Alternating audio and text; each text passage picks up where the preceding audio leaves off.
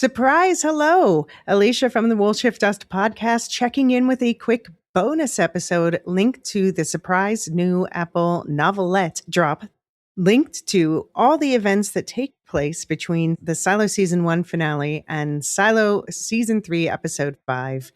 The novelette is called The Mystery of the Pez, allegedly written by one Robert Sims.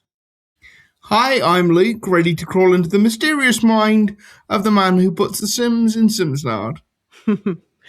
So, Apple dropped a little surprise in our lap, so we're paying it forward with a little surprise for you.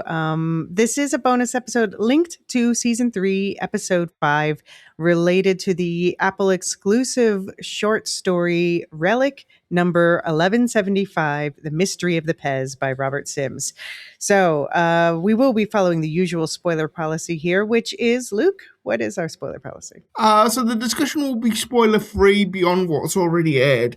So full spoilers through episode 5 of season 3 of Silo. So that means anything that was on screen in season 1 and 2 and the first 5 episodes of season 3, Elysia can talk about. Elysia has read the books, but I'm keeping it show only. So to protect mine and your spoiler innocence, there'll be no future book spoilers. Right. So I will only say anything related to the book that's already been on screen, nothing that hasn't been on screen, even if it's from, we're still getting stuff from the first book now because they really remixed the order of events. So, because of all of that, there's always lots of room for speculation on my part. I simply won't speculate if it's a spoiler. But Abby and I do have our book club spoiler cast that we talk about at the end of all of our regular episodes. And we will, in this episode 6 spoiler cast, Abby and I will talk about some additional, more spoilery thoughts about this surprise little booklet. Yeah, so we do recommend checking out this short little booklet before proceeding. It's linked in the show notes. Android users, you're going to have to jump through an extra hoop or two, but you can find it. Turn to Reddit for help if you need to. Mm-hmm. But yes, so Luke, I mean, it's short, right? It's like less than 30 pages, but not even full pages. Yeah, so it's about 30 odd pages in the Apple format I read it on, and yeah, they're less than full pages. And it is very much a book of the TV series, as far as I could tell, because not at all about the book. Yeah, because I think you've told me before that Camille doesn't exist in the books. Right. No. Completely TV stuff. Yeah, and Camille is referenced a number of times in this, so it's very much a silo project as opposed to a Woolshift Dust project. Right. Yeah, and it's again called Relic number 1175, The Mystery of the Pez, and it's by Robert Sims, in universe, so written in universe. It was released on Friday, July 31st, the same day as episode 5 on Apple Books. And it does contain in-universe spoilers up to and including that episode. So be aware of that. And it's, I guess it would still be called an epistolary story. I normally think, that's often about when you write letters back and forth, like Dracula, but I was looking, is there a different name for it when it's a diary format like Frankenstein? And they're like, no, we call it epistolary too. Yeah, it's still epistolary. It's still epistolatory. That's not an easy word to say. No. So basically, it's Sims' journal entries documenting his private and illegal search into the origins and chain of possession of the Ducky Pez dispenser that's featured throughout the show. So, I would say reading it takes maybe an hour less, probably. Yeah, I think I did it the first time in 45 minutes. Okay. All right. And so what were your overall thoughts before we get into some of the, we're not going to recap the whole thing. A lot of it is already recapping stuff from the show, but from Sims' perspective, but we will dig into some interesting things it brought up. But what did you think overall? Well, first off, I dare anybody that reads this not to read it in Common's voice. I was just reading the whole thing in Common's rather, gruff baritone, for the entire 45 pages.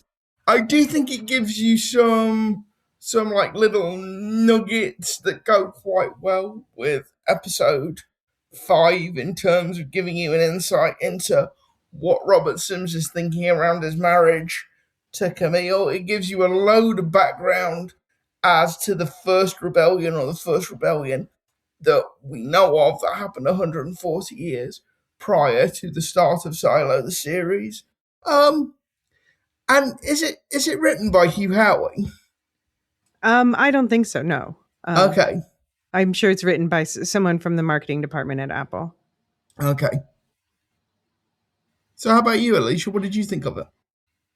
Yeah, I mean, it's like Apple's done these before for other shows, and they're always fun. But actually, I think this one gave more in-universe insight than I expected because, like, they did one for Succession and one for Pluribus. Pluribus was supposed to be like an excerpt from an in-universe novel, so it's not really meant to give a lot of exposition.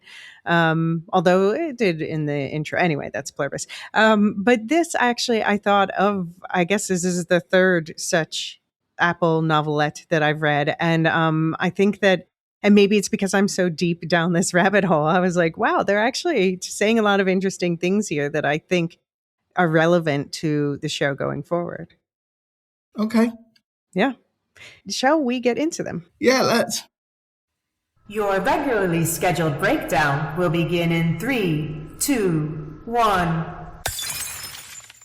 So as I said, I do recommend reading the story first, but we are just going to be picking out some of the most interesting bits here. And then we will be including this booklet in our future spoiler warnings so that we can openly discuss it going forward.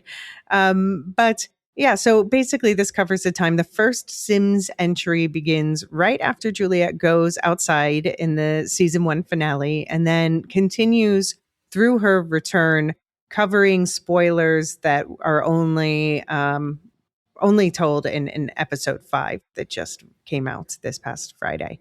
And yeah, as I said, much of it recaps certain events from Sim's perspective. And so we do get some more insight from his perspective. But we're going to focus especially on the new insights gleaned.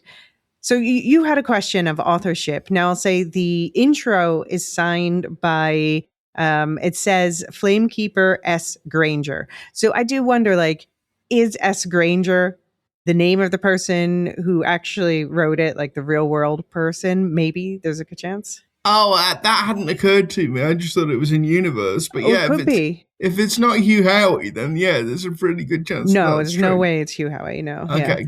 Yeah. Yeah, it could be in universe. And if it's in universe, I was like, who could it possibly be? Someone whose first name begins with an S, whose last name we don't know. And the only person I could think of is one of the fangirls is named Sally. So, or it could just be another random Yeah, character. or it could be somebody we haven't met yet. Yeah, exactly. And this is the question is, when we know when Robert's entries are written, because he places it in the context of the events that we're familiar with from the show. But when the intro was written after that, but when after that, because we know the silo's in an existential crisis. So like, we don't even know how long it's going to be around. This is true. It could be like 200 years in the future for all we know. I mean, that's like beyond, that would mean that, yeah, because we know the longest, even if they weren't running out of light bulbs, even if they weren't, having the D plus, whatever, I guess that doesn't end the silo, but it would end memory of this unless it's found after that. That's a good question. Could this be something if the D plus goes through something that they find later? But okay, and or even if there's no safeguards, still we know there's like only 50 years of supplies left, even if they somehow find and recover all those light bulbs. Well, yeah, maybe there's always a Deus Ex light bulb. We'll see. I thought, yeah, it was interesting that the intro notes Sims as an unexpected source. And sure, if you ask the average fan before this, which character in the show do you think will be writing a little book? I don't think people would be like Sims. Yeah, it would not have been Sims. No. Like George. Bernard or, yeah. Yeah, George or Lucas or Bernard. Or Judge Meadows, yeah, Mm-hmm. absolutely. Even Mm-hmm. even Mayor Johns, Yeah, quite sure. possibly. But yeah, Sims would be about the Yeah. last Or person on Bellings, that or list. yeah, Yeah, anyone but Sims. Camille, I would expect first. yeah. I do like on the front page. Sims like yeah, Sims is like trying to start like three Yeah. times, and you see like three different openings crossed out. Yeah, just write the damn thing. Yeah. Yeah. I just wanted to note in the intro that this Flamekeeper S. Granger says, remembering our past is the only path toward a future outside. And I was like, oh, that feels like a message to the real world. Remember our history. Don't repress our history. um, but yeah, this, as far as Sims being reluctant to start it, he notes at the beginning the pact says unofficial written records are forbidden of relics. So this is something that he's keeping a secret from his wife, we find out, to protect her. He's so that's already just like playing into the tensions that are going on in the couple Sims.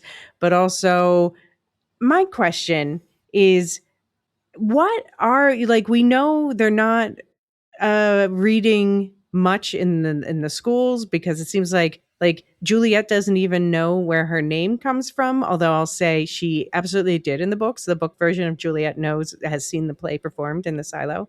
That doesn't seem to be the case in this version, because all books were basically destroyed in the last rebellion. So other than the pact, what are they teaching them to read and write in school? Males? Yeah, it's an interesting point, and also like, well, I suppose it's like the technical manuals as well for the Mm-hmm. True. various departments. But yeah, that would be about it. And they have to be able to like communicate, but we see Yeah, them regularly sending each other functional messages, but yeah, but yeah, there's nothing you could call literature. no, that's sad. Squashing the creative soul. Yeah. But do you notice, like, do you have the feeling from this that Sims actually has more curiosity than we assumed? Yes, yeah, and this is the thing. I think it does add to Sims's character without like taking you in a wildly different direction. It feels plausible. It feels like Mm-hmm. something that Robert Sims would do, and I wonder whether we will see this on screen at some point. Either somebody finds it, or we see him writing it, Mm. or yeah. So I wonder whether it will be brought into the show explicitly. I hope so. Yeah. Yeah, it would be interesting. Yeah. Again, and he also notes in here that Bernard, as we saw on screen, says the relic wasn't important, but it is now, and now we understand that that's because it's an artifact, because it's like it would bring back Juliet's memory, for example, which it did. I mean, it was the tipping point in that, but yeah, yeah.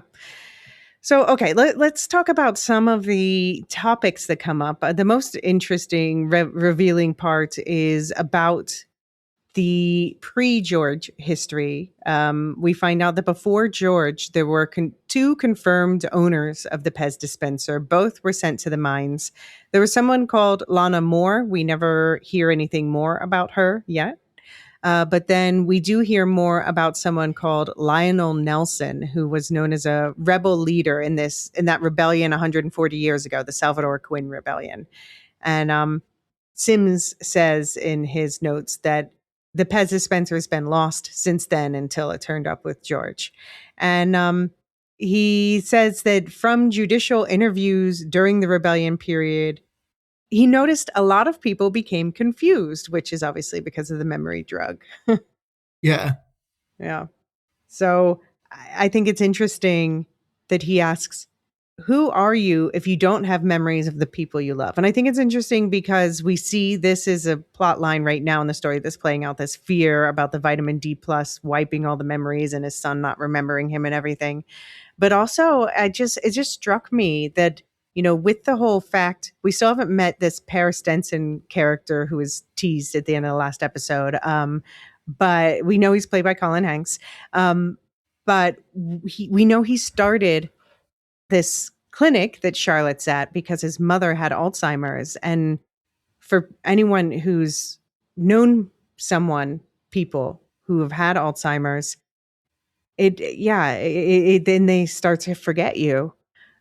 I don't know if you have any thoughts on that and whether that's an intentional parallel, but I just, as someone who has experienced being on the remembering side of someone who loses memory of you, it struck a chord. It hit hard. Yeah, it does, and yeah, I think the parallel is deliberate, and yeah, it's if you've ever been in that situation, it will bring up a lot of feelings and memories. Hmm. Hmm.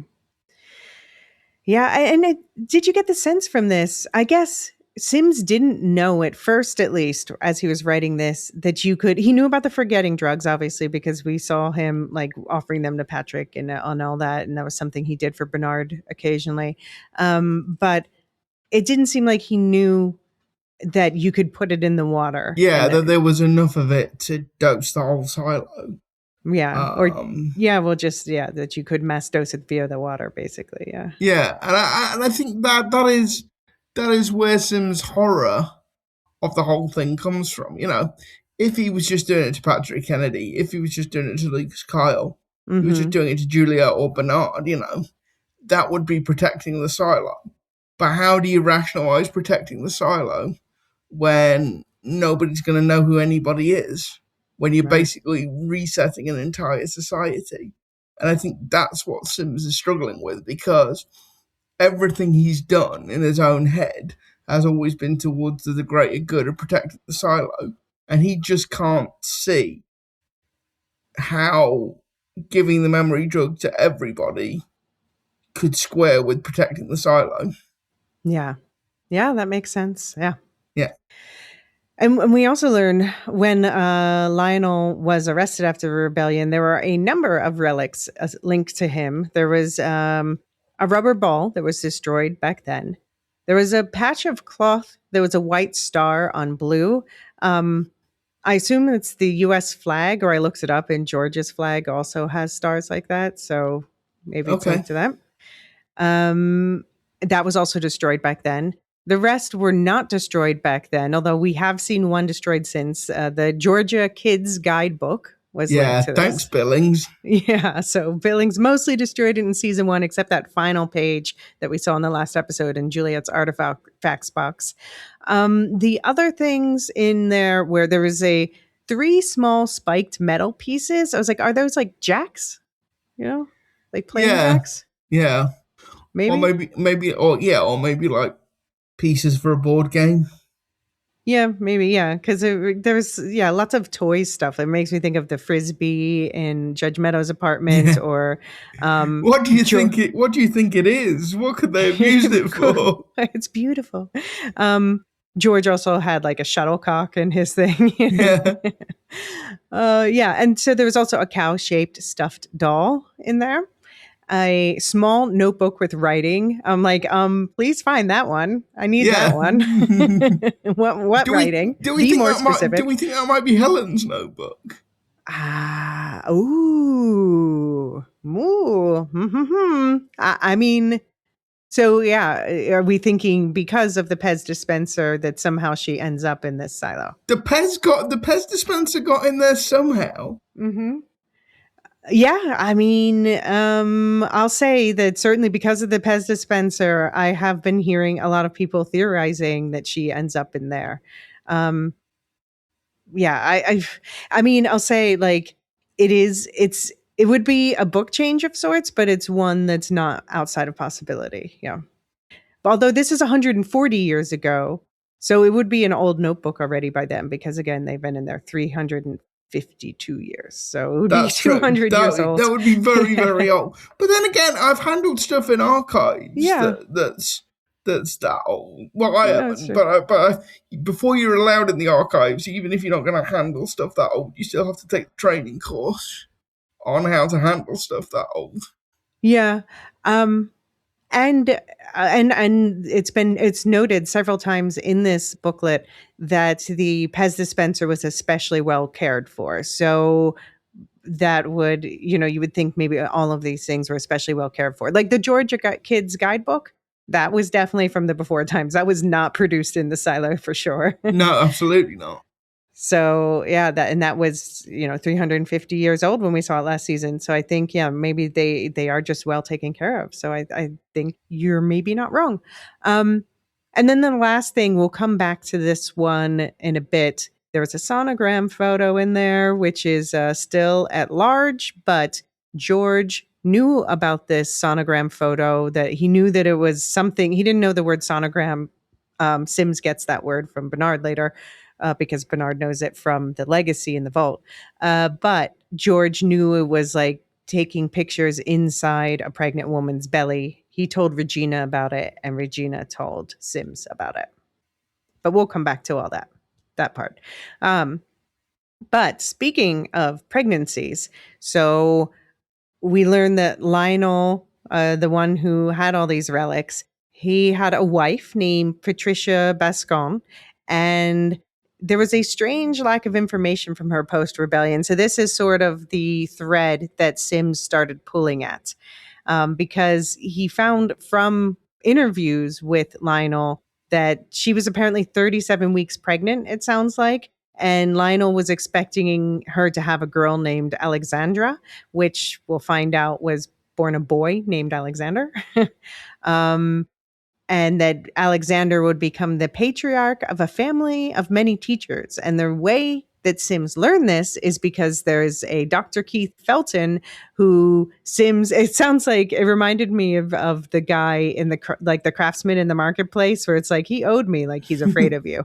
Yeah. And so this guy was, he basically Sims dropped a charge in exchange for a future favor, because the guy was trading pills for unsanctioned liquor, which made me wonder, like, could it be linked to Frankie Brown, the season 1 minor character who got in trouble for selling bad liquor? Oh, that is a deep cut. That is a real deep cut, Elysia. I mean, probably, I don't know, probably not. But how many bootleggers? Well, no. Oh, yeah, I don't know. Yeah, maybe.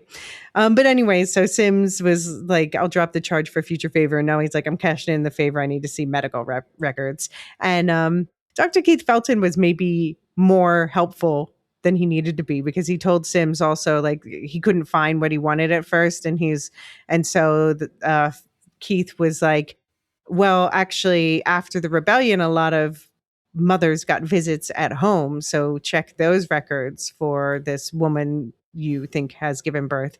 And so in those records, Sims found something very odd. He found a newborn with a mother named Marina Wilkins, who was listed as age 73. He's like, that didn't happen. That seems unlikely. So his assumption is that it was Patricia's new false identity, and he found out it was a paraplegic woman who had, was it nerve damage or something? But anyway, and she presumably passed away in the rebellion. I'm guessing that's not explicit, but it seems that Patricia took on this Marina Wilkins identity after the rebellion and the reset, and spawned the Wilkins family. Now, what is George's last name? Juliet's George? Wilkins. Yay. So Sims finds out that 100 years after this, Anne Wilkins, George's mom, who we know was the last person who had possession of the Georgia guidebook, for example, their family was living in Lionel's old apartment. And there's another interesting question, because again, small silo. Anne Wilkins, it turns out, was Robert's year 3 teacher who used to give him private reading tutoring and hoped that he would become a teacher, but he did not. Yeah, well, I think this just goes to show that the silo is a very small community. And at some point, everybody is going to come across everybody else. Mm-hmm. And yeah, you are going to get these like, and particularly with the whole shadowing system, where people do tend to follow, the same career paths, father to son, mother to daughter. This is going to happen. Yeah.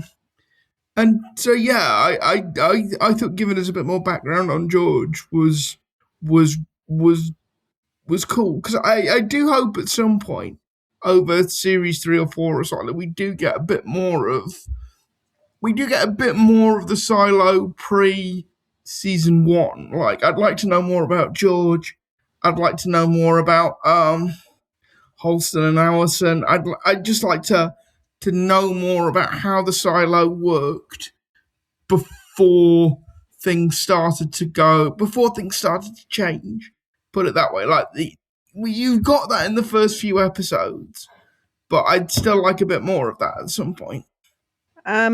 I'm gonna say it's probably unlikely with the time they have left and what they have to do. I think it's especially unlikely. I think you should keep campaigning for the Holston and Allison spinoff. Yes, yeah. I didn't think it was gonna happen. But, yeah. Well, I mean, but maybe we find out more about this Wilkins family since we see it's connected to these important relics, and considering the duck Pez dispenser and maybe the notebook, as you point out, if they did eventually come in the silo with Helen, would that mean that George was a descendant of Helen? I mean, not necessarily, but it could. It could. Well, that'll go you one better. What if he's a descendant of Helen and Daniel? Because after episode 5, they've definitely got some smoking hot chemistry going on. Yeah. Yeah, you've been predicting that they would be getting it on. Getting it on. And sometimes that makes bebes. And the thing is, the sonogram is also we know that was not taken in the silo. That was something that was brought into the silo. So probably someone who entered the silo pregnant was Robert's kind of possible thought. I wonder why sonograms aren't available in the silo, because we know that the computer technology is fairly sort of 1980s, but sonograms existed at that point, didn't they? Yeah, I don't know. It's a good question. Something about the X-ray qualities. I guess we haven't seen any X-rays in general. Yeah, no, I'm just thinking if you are thinking about how to preserve, humanity long term in that kind of environment, delivering babies would be important. Would be a key attribute of that. So if you were going to bend the pact for anything, it would be for healthcare related stuff.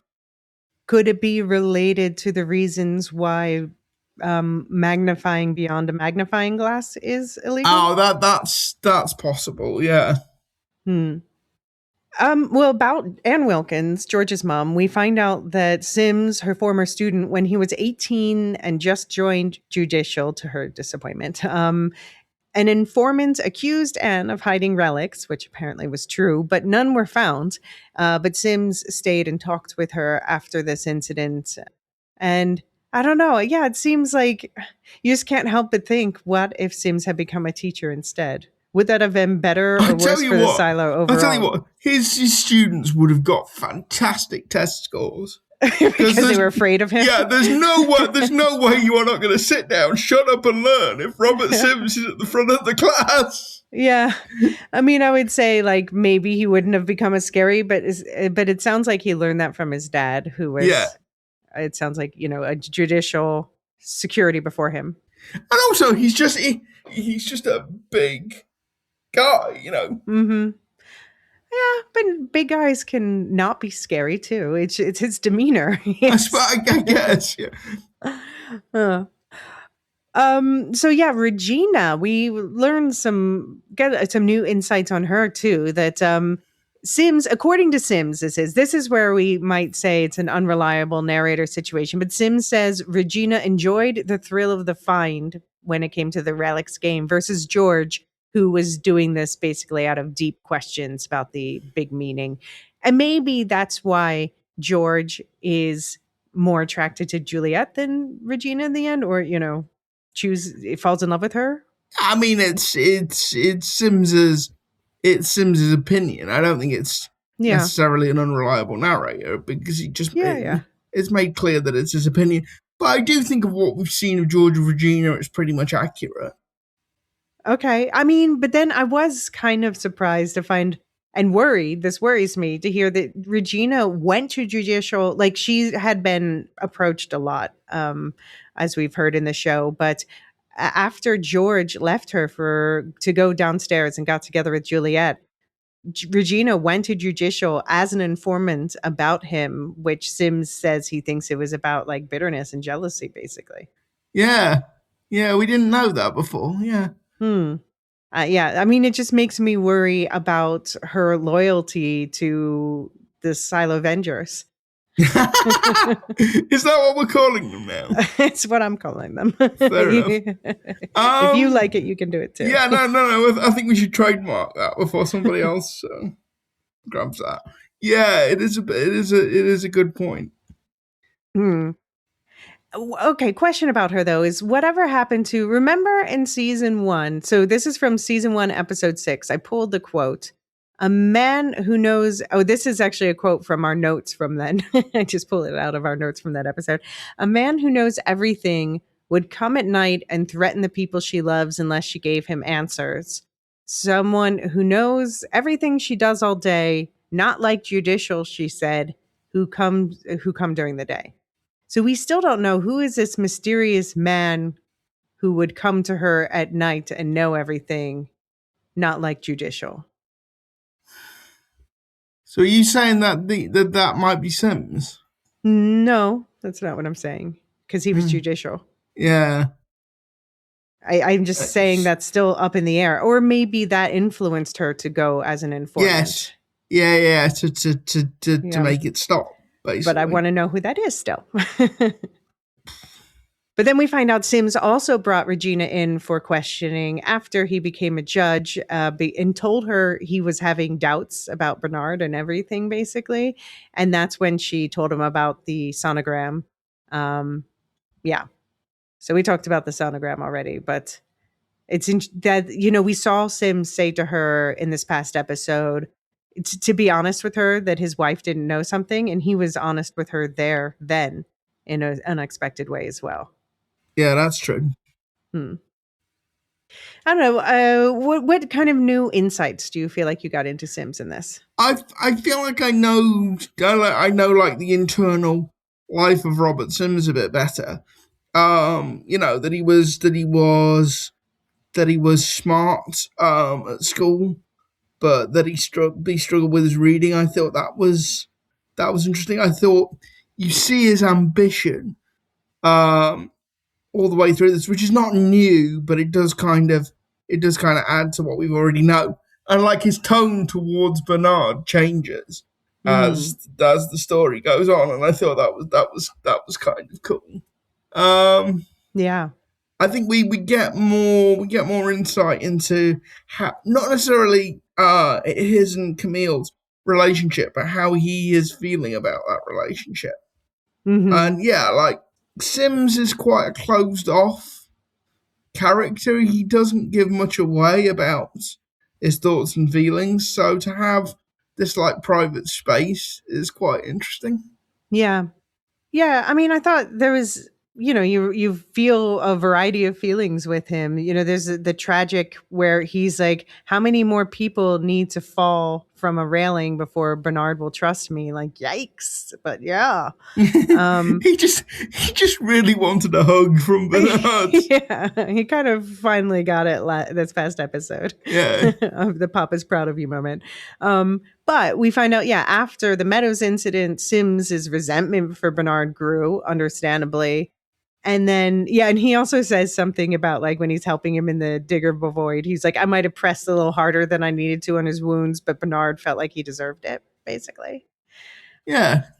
And Bernard encourages at this point Sim's investigation into, obviously old Bernard would be like cleaning, but now he's like, no, keep looking into this pet dispenser. Maybe you're actually onto something.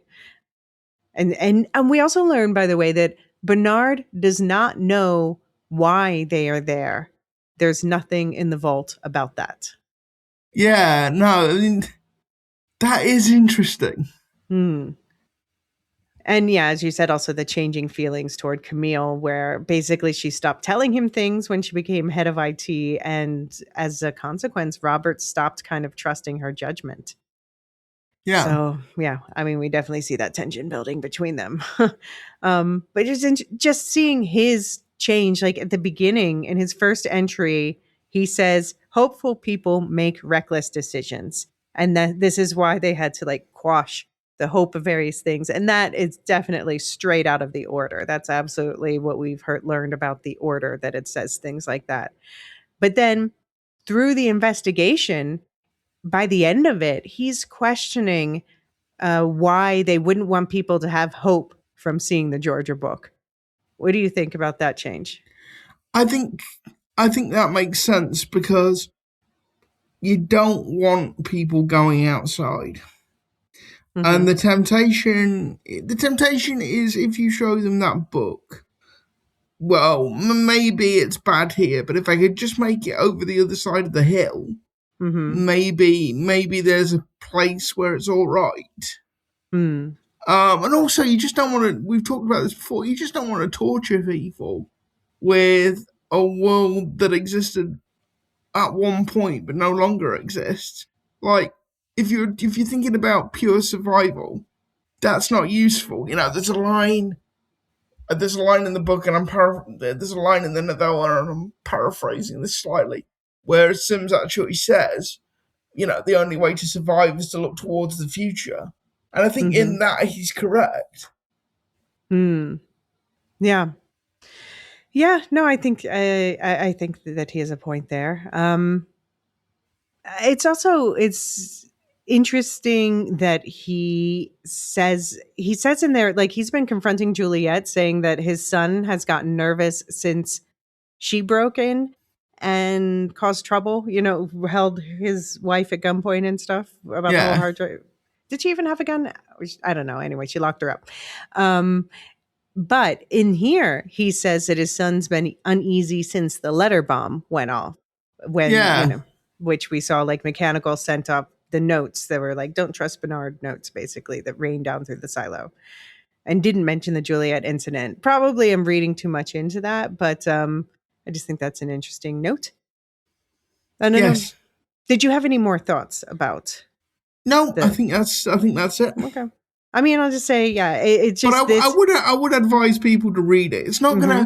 It's not gonna tell you like anything revelatory, but it just adds a bit of context and depth and color to the show. Hmm. Yeah. Yeah.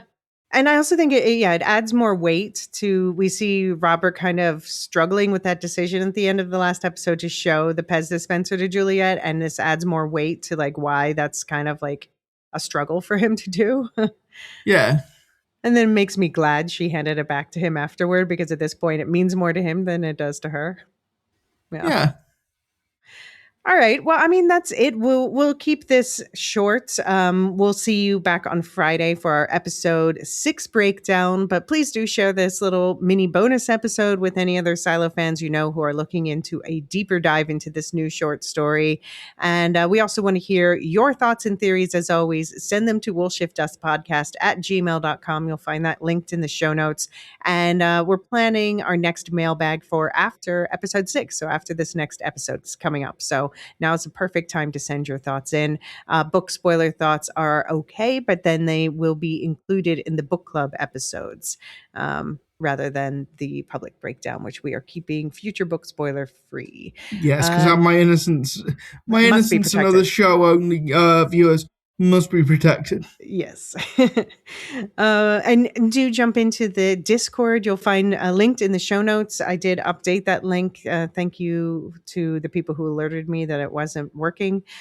And of course, there are the separate spoiler chats per episode this season and last season. You'll find that in the book club. You'll find those options in the show notes as well. Last word, Luke? Looking see everybody for the episode 6 All right. breakdown. All right. Happy sonogram hunting.